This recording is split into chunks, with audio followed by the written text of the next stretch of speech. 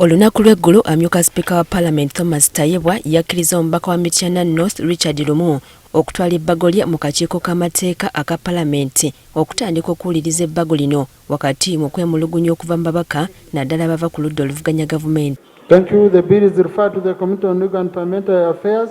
Should be processed in line with Rule 129 of our Rules of Procedure. Olwaleero ebbago lino the Administration of Parliamentary Amendment Bill 2024 lyanjuddwa eri akakiiko kano. The LOP is supposed to be elected, but I don't know whether there is any evidence whether the LOP has ever been elected. Okusinziira ku mubaka Lumu ng'oggyeko eky'ababaka b'oludda oluvuganya okwerondera abakulira oba leader of opposition agamba bwe kiba kisoboka eyandibadde owookubiri mu kuvuganya ku bwa pulezidenti yeyandibadde omutuufu okulira ab'oludda oluvuganya. Njagala nga okulonda kwa pulezidenti kubaddewo abeera owookubiri kasita afuna 50% ey'obululu bw'oli akulembedde oyo ajje buzzi mu Parliament abeere nga yakulembedde oludda oluvuganya. Eyo ye first option gye nnina.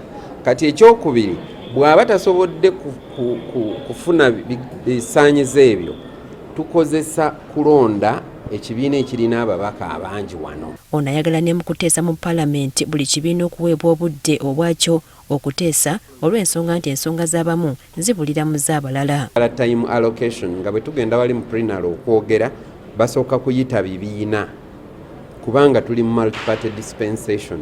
Basooka ne bayita kino ne bayita kiri ne bayita kino ku nsonga yonna.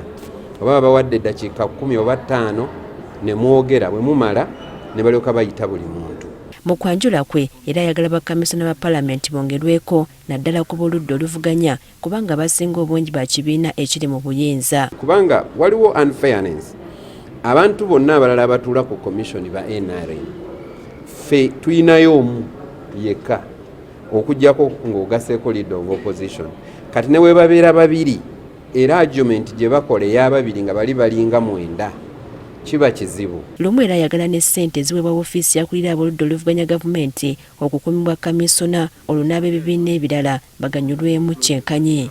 Kati nga kyenjagala ssente ezo zibeere ewa komishona atwala oludda oluvuganya naye nga wiipu w'ekibiina ng'asobola okuza accessinga nga talina gwabuuzizzaako ye omulimu gwe kola bajeti ye n'agiwa komishona.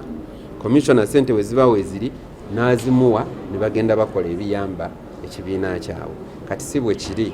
Wakati mu kakiiko wabaddewo ekirowoozo ky'ababaka bonna okwenyigira mu kulonda akulira oludda oluvuganya gavumenti wabula Lumu agamba nti kino tekisoboka. Naye constitution bwe baagikola baafaayo nnyo okulaga nti oludda oluvuganya lweronderenga era nze ekyo kyenkyawagira. Stephen Mugabi Bakka ssentebe w'akakiiko kano ategeezezza ng'ebbago lya Lumu bwe liwuliriziddwa obulungi nti baakwongera okulikubaganyako ebirowoozo. Kaaniriza eyaleese etteeka okuteekamu nnongeesereza mu mateeka agafuga Parliament, Administration of Parliament Act. Era Oweekitiibwa Lumu tubadde naye olwaleero n'atuyitiramu nga komiti amateeka gayagala okukyusakyusaamu. Priska Namulema agafeeyo ku Spark TV. On the selection and functionings